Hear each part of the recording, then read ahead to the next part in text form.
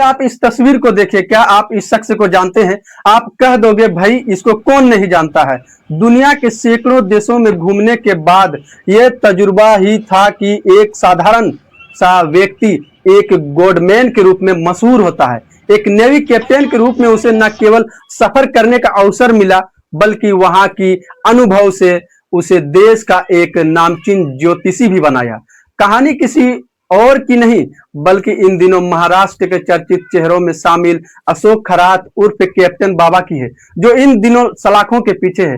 Captain Ashok Kharat उर्फ captain बाबा। जब तक कैप्टन बाबा उर्फ नासिक बाबा पर 8 मामले दर्ज किए गए हैं, सरकार ने इन मामलों की जांच के लिए एसआईटी का गठन भी किया है। कैप्टन बाबा की करोड़ों रुपए की जमीन भी जांच के दायरे में है। महाराष्ट्र मुख्यमंत्री देवेंद्र फडणवीस ने कहा कि बाबा के खिलाफ धोखाधड़ी के आरोप में 2 प्राथमिकी भी दर्ज की गई है। विस्तार से जानते हैं कि कैसा रहा कैप्टन बाबा का बचपन। महाराष्ट्र के नासिक जिले में पले बड़े कैप्टन बाबा ने 10वीं में फेल होने के बाद पढ़ाई छोड़ दी थी। एक दिन खरात के पिता ने उसे किसी व्यक्ति को 4000 रुपए देने के लिए भेजा, लेकिन उस दिन के बाद से वह लौटा नहीं। वह घर छोड़कर जा चुका था। इसके कुछ समय बाद ही उसने नेवी ज्वाइन कर ली और जल्द ही कप्तान का पद भी हासिल किया। कुछ रिपोर्टर्स की माने तो उसने सिर्फ 4 साल तक ही नेवी में सर्विस की और फिर साल 1990 के दशक में वापस नासिक जाकर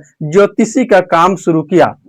ज्योतिषी के काम में खरात को खूब पैसा और प्रसिद्धि मिली और साल 2000 के दशक में उसने आकाश प्रॉपर्टी नामक एक रियल एस्टेट सलाहकार फर्म की स्थापना की, जिससे उसने करोड़ों रुपए कमाए। कैप्टन बाबा न केवल लोगों का भविष्य बताता, बल्कि उन्हें टोनों टोटकों से लेकर शराब मुक्ति का समाधान भी बताता।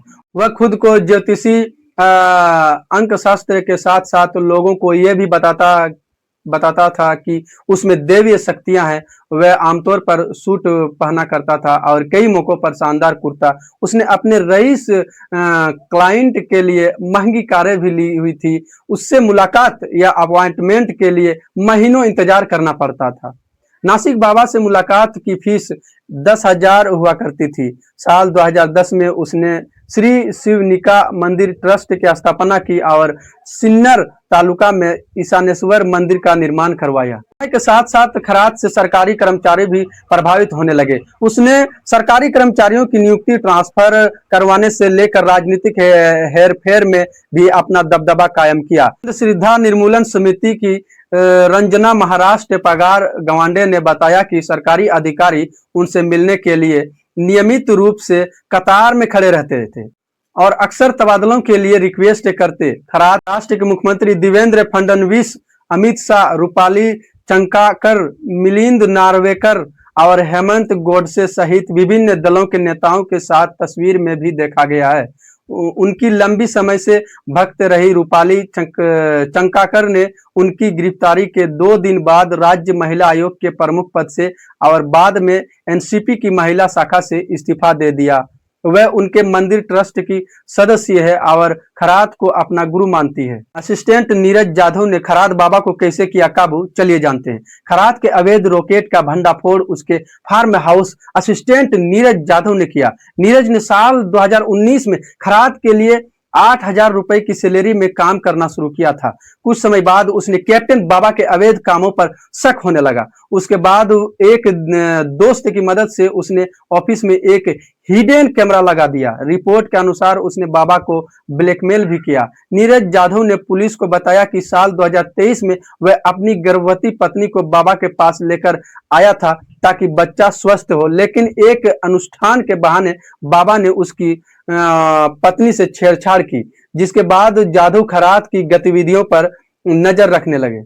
उसने यह भी आरोप लगाया कि खरात 100 प्रति किलो के भाव से इमली के बीज खरीदते हैं और उन्हें पॉलिश करके अपने भक्तों को 10,000 से लेकर 1 लाख प्रति मुट्ठी के भाव से बेचता है।